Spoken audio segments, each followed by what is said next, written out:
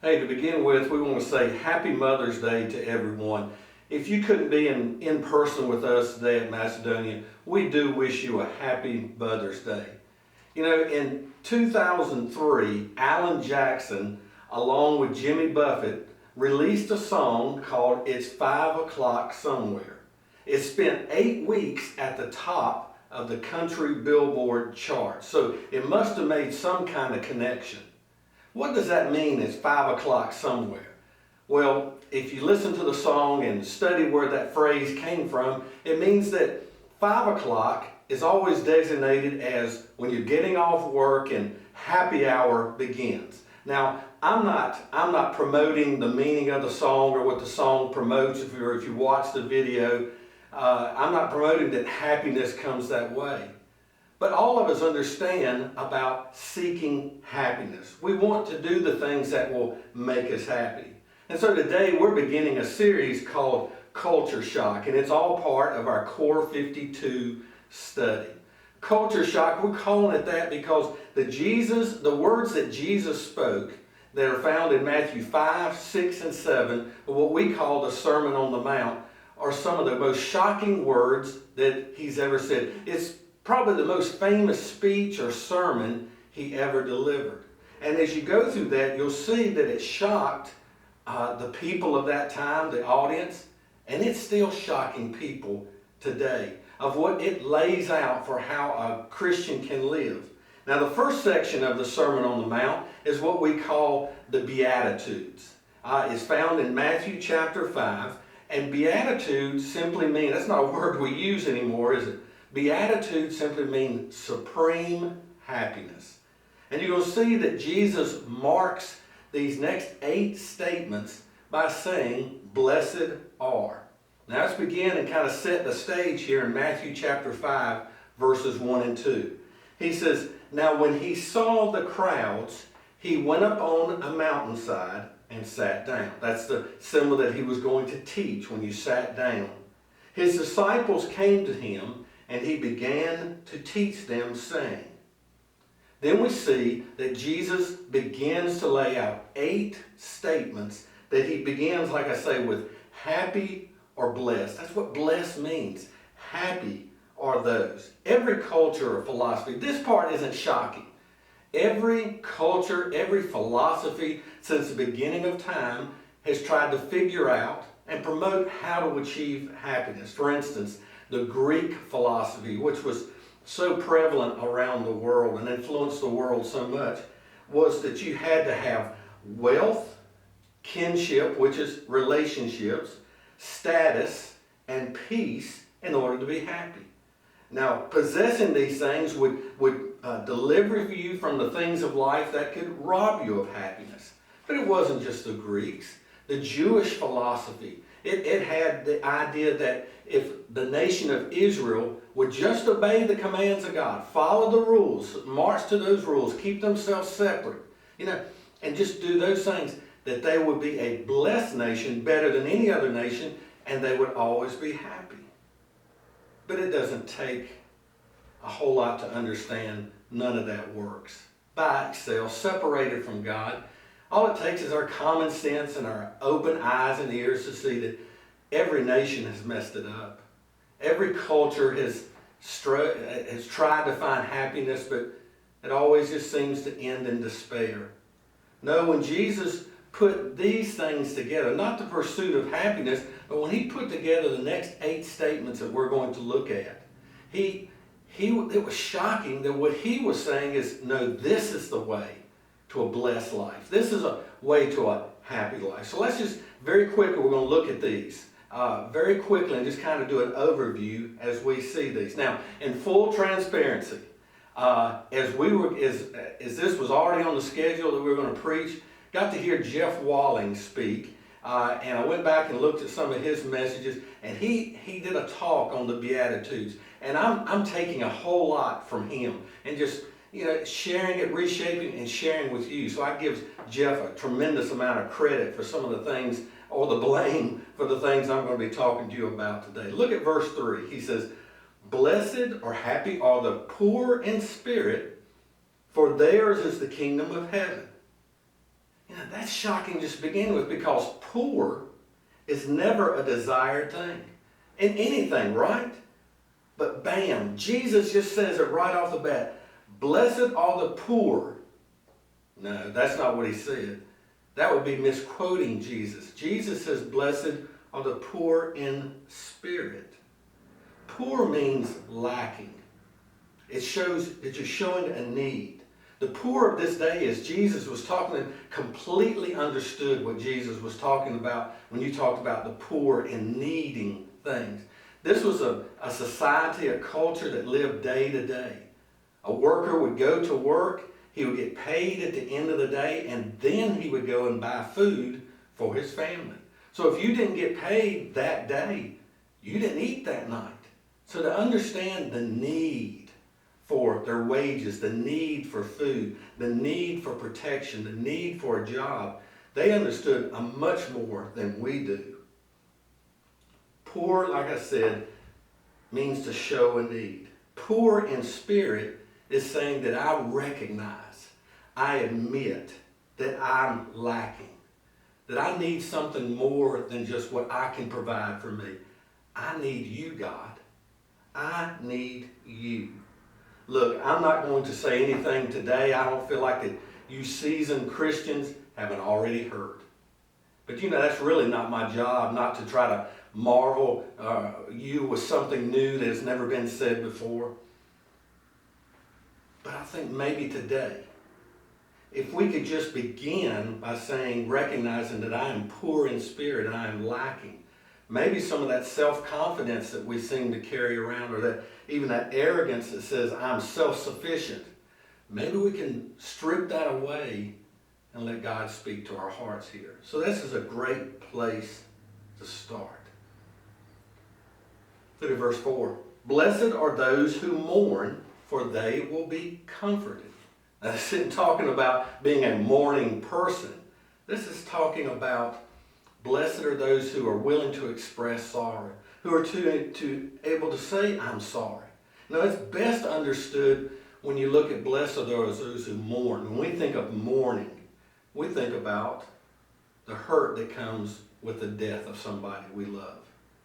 I was talking to somebody not too long ago, and they were telling me that someone had said to them when a loved one of theirs passed away, and I recognize, and they did too, that a lot of times we don't know what to say, and we say some not so good things. We mean well, but we don't say the right things to someone who is mourning, who is hurting. And she said she was talking to this person and asking about a loved one in her family that had tragically, suddenly passed away. And after the conversation had gone, she says, well, at least he's in heaven. To which my friend said back, says, but I'm not. You get what she's saying? Yeah, I'm happy he's in heaven. I'm happy that his suffering is over with. And I know his salvation is in Jesus Christ. So yes, he's in heaven, but I'm still hurting.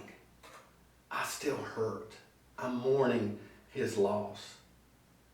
But it's not just death. Those who mourn, it's talking about willing to mourn over the things that we look around and see that make us sad, that would make God sad. We're sorry for the sin that's in this world. We're sorry for all the hurt that's in this world. I'm sorry that you're hurting. And so because you hurt, I hurt. And if I've done something to hurt you, then I feel bad about it. I'm mourning over my actions that have brought you hurt and pain. Jesus says that you'll be happy and blessed if you say, I'm sorry, if you are sorry for the things that are wrong in this world. Jesus says right here, he says, you will find comfort in those things, in that, because God is going to comfort you. And just a small way to think about this, do you say, I'm sorry? Are there people you need to just simply say, I'm sorry, and then end it at that, not to make any excuses for? Jesus says you'll be comforted in that. That attitude will bring you comfort. That will be a step in the direction towards happiness. That's comfort because, Jesus is working in those things. Look at verse 5. He says, blessed are the meek, for they will inherit the earth. Meek is not weak. The Greek word here means strength held in reserve. Just let that sink in for a minute. Strength held in reserve. You know how it feels to wait. I'm not the best at that by any stretch of the imagination. To wait in line, to wait in traffic. But it always seems like it's when you're in a hurry and you get in a line at the restaurant or something or other, and then it seems like it's taking so long. Jeff Walling, if I can share a story from his life, he said it was one of those days he just wanted to run into McDonald's, grab something to eat, and get back on the road. And he says as he stood there in line, there were a number of people in front of him, and the person directly in front of him, he said, was a giant of a guy. He was over 6'6" tall and shoulders just as wide. And he says, a big guy, deep voice. And said his wife and child had already sat down over the table. And she yelled over to him and says, hey, get him an orange juice. And this guy with the deep voice says, okay, you sure he wants orange juice? and she said, yes, get him orange juice. And said the line moves up a little bit. Then this little wife, she hollers back, no, you're right, get him milk. He said, okay, which is it, orange juice or milk? And he says, get him milk, milk. In the process of him turning to speak to his wife, the next person that was right up against the counter, they finished, walked away. And Jeff said he noticed a teenager, maybe a kid about 12 years old, pulls up on his bicycle, jumps off, and comes walking into McDonald's and walks right to the front of the line, right in front of this giant of a guy. And like a good employee says, he says, can I help the next person in line? And this giant, he turns around, and there's this little 12-year-old standing below, and he puts his order in. And Jeff said, we're all in line, and he's going, I can't believe he did. This guy's going to kill him. And they kind of wanted to see him get punished, get sent to the back of the line. The big guy said, excuse me, were you in front of me? And said this little 12-year-old kid says, yeah, you want to make something of it? And they all just kind of drew up and said, he's going to squash him right here. But he said the big guy just went, whatever. And as it went on, as the kid got his food and moved away, when he stepped up to the counter, a 16-year-old employee that was behind the counter said, hey, that was pretty cool what you did. To which the big guy said, Jesus has been pretty cool with me. And Jeff said that just really struck him, that the strength that this guy had, that he could have handled any physical situation, he just held it in reserve. Strength held in reserve. That's meekness, not weakness. I willingly withhold my anger. I willingly withhold that revenge. I willingly choose to go second or third or fourth if need be. I willingly choose, even though I could force myself that way, I willingly give you the leeway. I give you first. This is such a shocking statement to what we see in society. It says push your way to the front of the line, step over people if you have to, knock them down if you have to, but get your way, get your rights. But being first does not mean you'll be happy. He goes on in verse 6. Blessed are those who hunger and thirst for righteousness, for they will be filled. Hunger and thirst is a way to teach us the power of desire.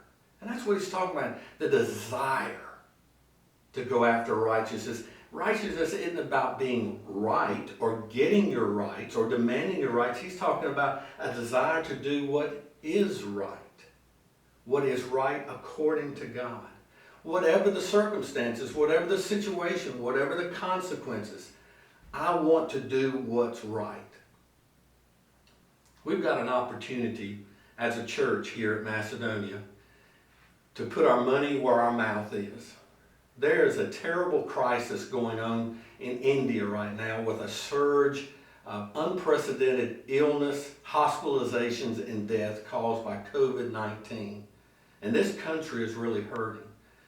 And because of our partnership and been working for years with Central India Christian Mission, we have a way to directly help them.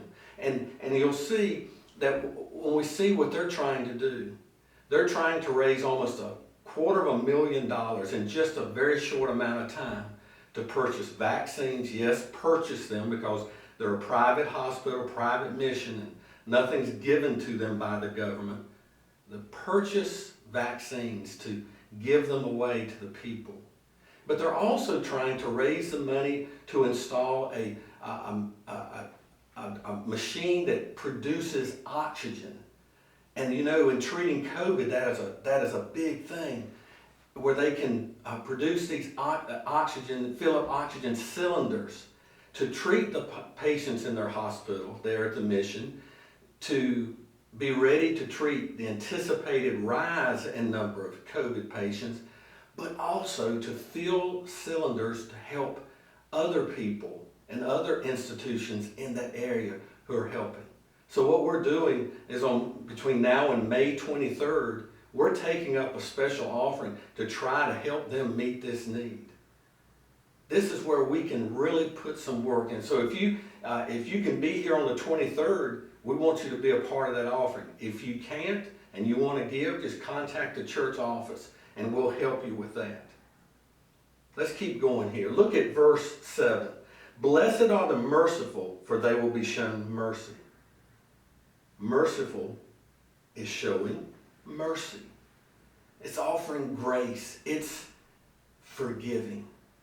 It's taking revenge and hate off of the table. That's not an option. I'm not going to do that to you.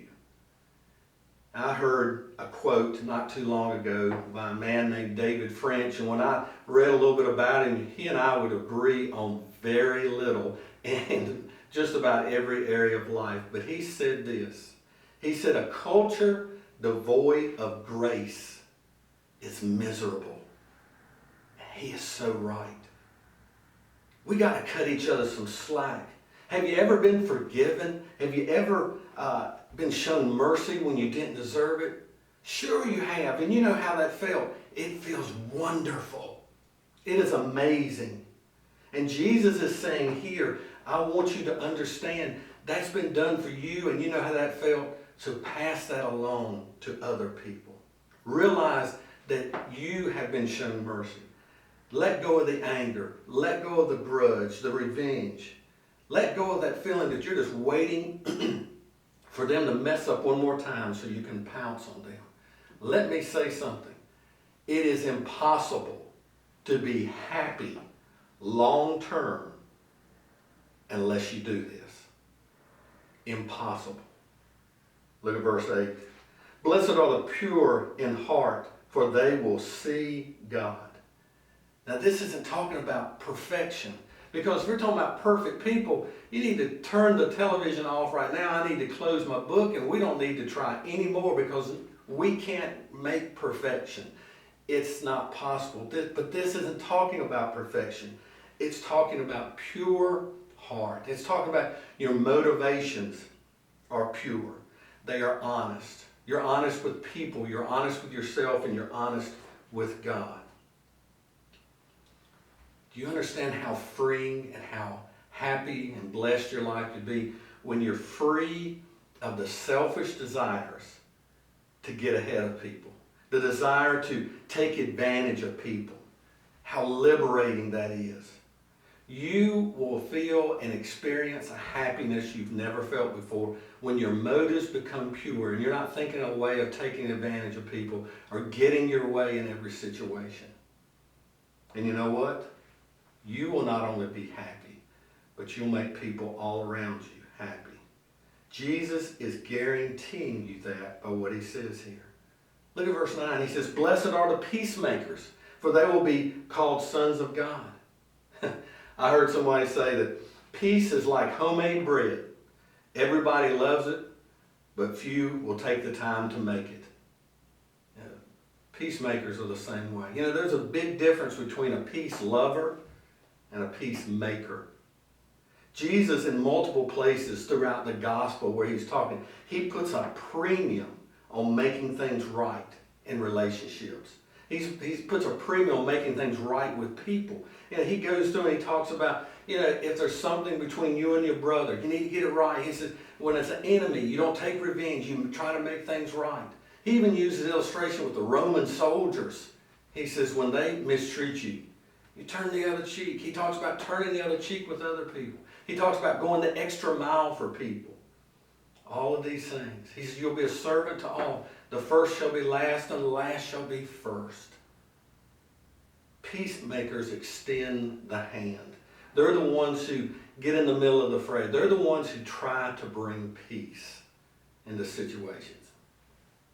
Probably one of the most unusual things that ever happened to me in a funeral was many years ago that I was trying to help a family out where a family member had died, and they weren't a part of our church, but I tried to help, and I was going to do the funeral and everything. Well, they almost got in a fight at the church, right in the parking lot of the church. But we got through that. We got through the funeral. At the graveside, I'm under the tent. I get through my part. I said, everything's going okay. Everything's going good. Nothing's happened. I finish my remarks, walk out from under the tent.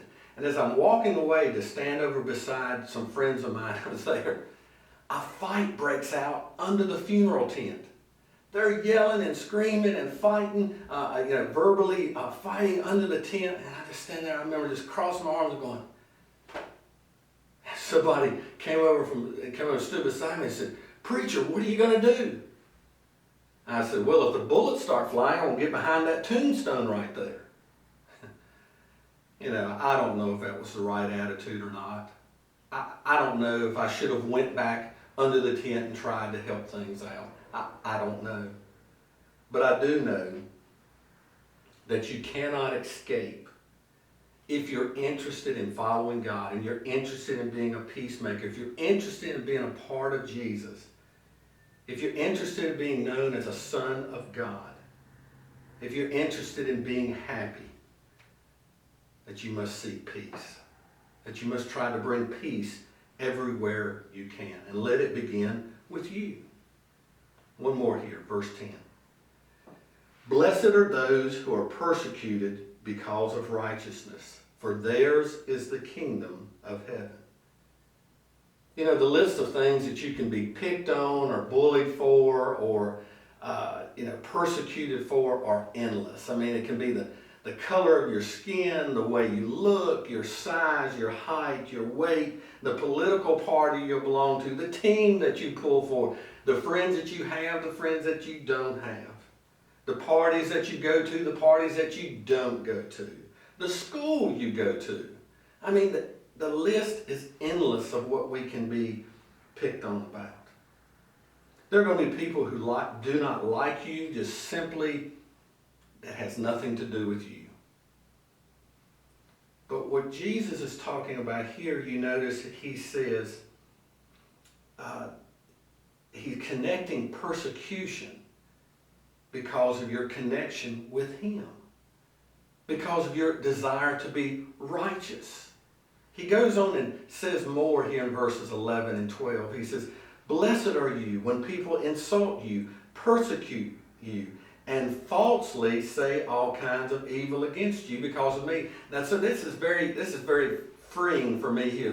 I love that Jesus said this. When he says falsely, you can't go out and be a jerk. And then when people say something, when people oppose you, you just say, "Oh, I'm being persecuted." No, he says falsely say things kinds of evil against you because of me, Jesus.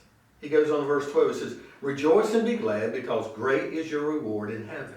For in the same way they persecuted the prophets who were before you. Jesus says that you're in good company if you're persecuted for my name's sake. If your persecution comes in connection in any way with being a follower of Jesus, he says it's going to be okay. That there's no situation that comes along that the blessings of heaven and the promises of God do not outweigh the reasons for being persecuted. He says you're blessed in every situation. it's 5 o'clock somewhere. Once again, I want to reemphasize that I'm not promoting, condoning what the song says. But you know what it's saying? Is if happiness is out there, then why not me? Why not you? So it's 5 o'clock somewhere. Hey, I want you to look at this box. If you can, for just a moment, imagine that this box contains happiness. In this box contains happiness. But if you don't have the key, you can't get to it. You can't get to it. Worse yet, you have the key, but you refuse to use it.